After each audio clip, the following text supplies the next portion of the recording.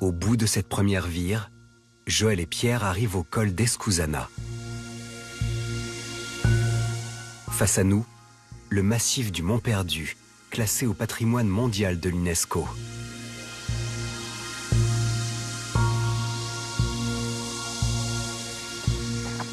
À partir de là, nous rentrons dans le parc espagnol d'Ordesa et prenons la route de la Vire des Fleurs. Bon, écoute, on approche de la Vire, hein. Ça y est? On y est presque. Ça fait assez magnifique. Hein. Et là, on devine l'entrée, là, ce petit plateau qui a l'air tout paisible. Et dans pas longtemps, ça va changer du tout au tout. Ah, c'est rigolo, hein, quand même, hein, quand on a ce grand plat, là. Mais là, on se doute qu'il va se passer quelque chose. Écoute, on aura le soleil, hein, c'est tout le début. Ouais, ça c'est chouette. On dormira où on peut. Et voilà, une oasis de vie au sein d'un univers minéral. C'est chouette qu'elle coule comme ça encore, hein. Ouais, ça va nous sauver la vie. On n'aura pas d'eau avant demain dans la matinée, donc on va vraiment faire le plein pour ce soir.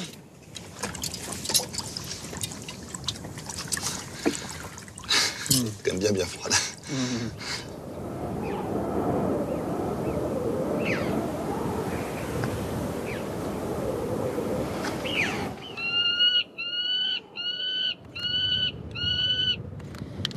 C'est quand même la grosse classe, hein. Ouais, là, c'est quand même vraiment. C'est le bon endroit, au bon moment. Ouais, c'est exactement ça. Alors, on est belle lumière du début de soirée, fin d'après-midi. Seul au monde. Lumière de début d'automne. Ouais, c'est parfait, quoi. Je pense qu'on va passer un bon moment sur la Vire, là. Ça va être génial. On va se régaler. On va passer là, ici, vraiment sur ce flanc, je ne sais même pas de flanc d'ailleurs, hein, accroché à la falaise par ce sentier qui est hyper spectaculaire. Quand on va d'ici, on a l'impression qu'on va être pétrifié de peur les 3/4 du parcours. Les premiers mètres qui sont toujours un peu, même maintenant, hein, toujours un peu ouf. On va être là-dedans et on va en prendre à chacun des virages, chaque éperon. On va à chaque fois dire « Ah, waouh, c'était là qu'il fallait être ».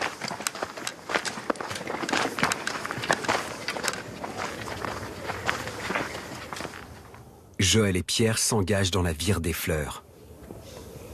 Ce long cheminement de presque 4 km au-dessus du canyon d'Ordesa est un des chemins les plus spectaculaires d'Europe.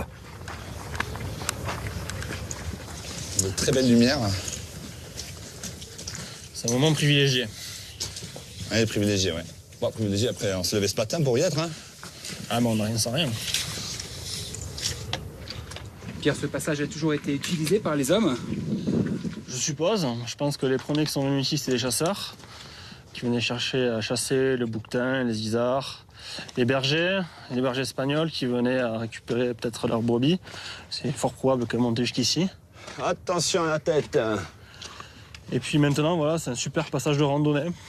C'est un passage vraiment qui fait le bonheur des randonneurs. Et des photographes. Il y a de l'eau, hein. Ouais. Honnêtement, la Vire des Fleurs, je pense que n'importe qui, quand on la voit de loin, et moi le premier, hein, je me souviens très précisément du jour où je suis arrivé au col au-dessus là-bas, on se dit waouh, mais attends, ça passe là, je suis pas équipé, c'est sûr que ça passe là. Donc effectivement, ça avait des paysages qui sont étonnants, avec des verticalités qui sont vraiment surprenantes, parce que le canyon d'Ordesa, on va être par endroits environ à 1000 mètres de verticalité, c'est-à-dire on a quasiment 3 tours Eiffel, les unes par-dessus les autres. Donc ça reste assez spectaculaire. On va avoir trop le vertige quand même, comme moi. Et alors la Vire des Fleurs, c'est assez étonnant parce que, bien sûr, il y a des passages qui sont aériens. Où on distingue vraiment aérien de vertigineux. Mais il n'y a pas vraiment de passages qui sont susceptibles de bloquer complètement quelqu'un. Bon, après, hein, ça dépend de la sensibilité de chacun, mais voilà, ça reste toujours assez large. Et les passages étroits, finalement, sont relativement courts. Donc voilà, on serre un peu les fesses, on serre la main de l'accompagnateur, et puis normalement, ça passe. Et c'est vrai que c'est génial de pouvoir laisser glisser les journées comme ça. Le fait de transporter tout le barda sur le dos, ça nous permet quand même de sortir un petit peu d'une logique horaire, un repas à 19h et tout. Bon, là, finalement, ouais, on va être à 19h.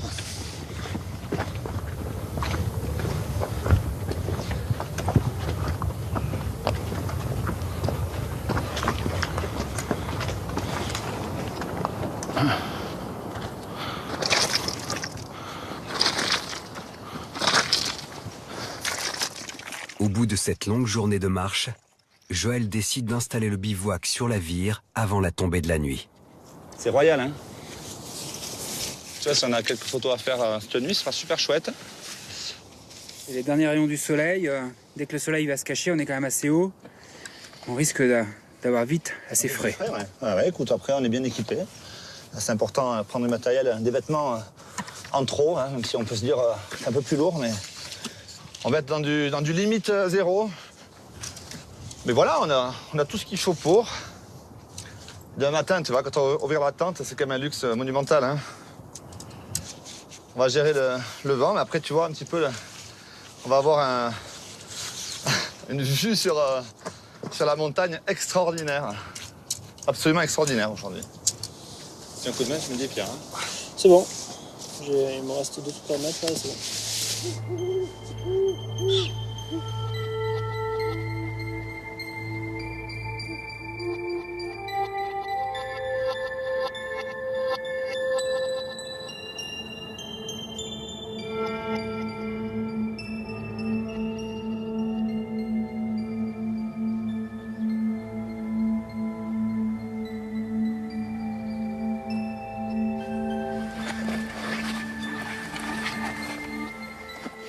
Le lendemain matin, nous partons encore une fois de bonne heure. Après être sortis de la Vire des Fleurs, nous prenons la direction de la Brèche de Roland, tout là-haut sur la ligne de crête.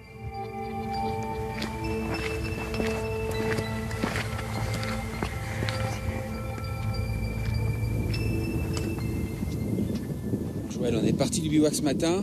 Pierre est rentré de son côté. Ouais. Il doit pas être loin d'avoir atteint la brèche, là, à l'heure qu'il est. Il doit être une centaine de mètres en dessous. Voilà, il a pris comme nous cet endroit très étonnant, très lunaire, ce qu'on appelle un lapiaz.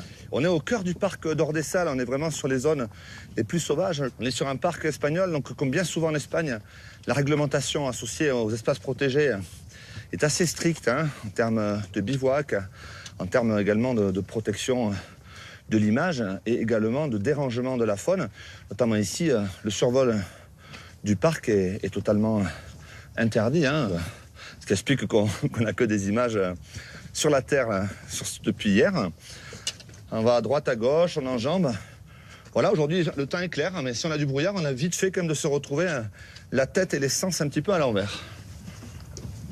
Ouais, tu vois, alors là, tu vois, ce genre ici de faille, ça a l'air idiot, hein.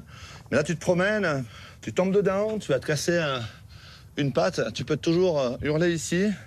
C'est très compliqué de s'y retrouver, hein. C'est très très compliqué, donc à aborder avec beaucoup de prudence quand même. Hein.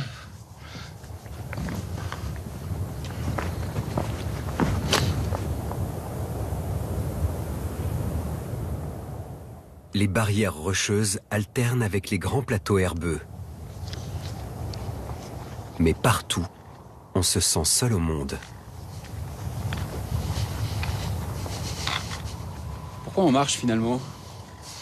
On marche peut-être pour retrouver ce qui fait de nous des êtres humains, se redresser sur les deux pattes arrière, pour regarder au loin. Et puis on peut marcher aussi, moi je marche, j'aime beaucoup ça pour arpenter, pour parcourir le territoire. Je crois que la routine, elle s'installe vite dans toutes les dimensions de notre vie et la marche à pied, le fait d'avancer, d'arpenter, ça permet d'éviter tout ça, et en particulier en montagne. C'est pas forcément les 3e, 4e, 5e, 10e semaines les plus dures. Tout à fait. C'est vrai que, en fait, la difficulté quand on se met à marcher sur des longues périodes, c'est juste de retrouver ce qu'on sait faire. C'est-à-dire qu'aujourd'hui, on fait beaucoup de choses sans nos petites pattes, alors qu'on est tout à fait capable. Il n'y a pas si longtemps, il y a, 70, 100 ans, peut-être même un petit peu moins, les gens marchaient beaucoup. On ne peut pas dire que nos corps ont changé depuis. Nos habitudes, si. Donc c'est vrai qu'effectivement, ce qui est le plus dur quand on marche, ça va être les 3, 4, 5 premiers jours. Et après, on a une sorte de chose naturelle qui se met en place et qui fait qu'effectivement, on rentre, le corps accepte complètement cet effort-là. On est capable de faire bien plus en marche que ce qu'on imagine. Depuis le début de la journée, la Brèche de Roland nous donne le cap.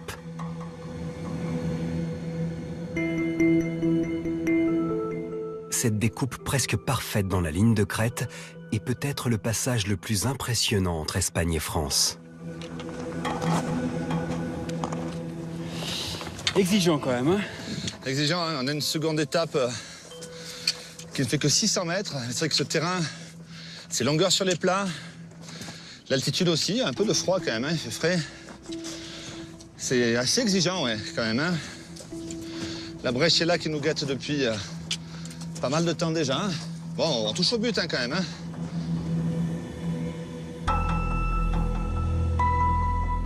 Alors, on y va depuis longtemps, la brèche de Roland, en fait, hein.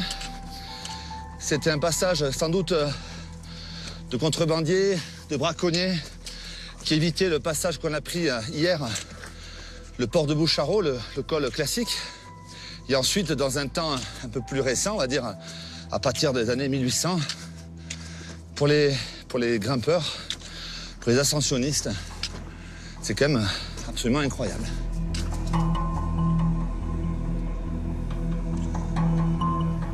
Youhou! Ben voilà, le beau paysage français. Eh, la classe! C'est toujours incroyable. Alors là, vraiment, si tu veux, de la brèche mise en valeur en relief par les nuages, c'est splendide, hein. Mais là, quand même, on sort des sierras brûlantes sous le soleil et on est là dans le mur de nuages. La masse d'air humide, là, qui a bien condensé. C'est vraiment un très beau cadeau qu'on a aujourd'hui.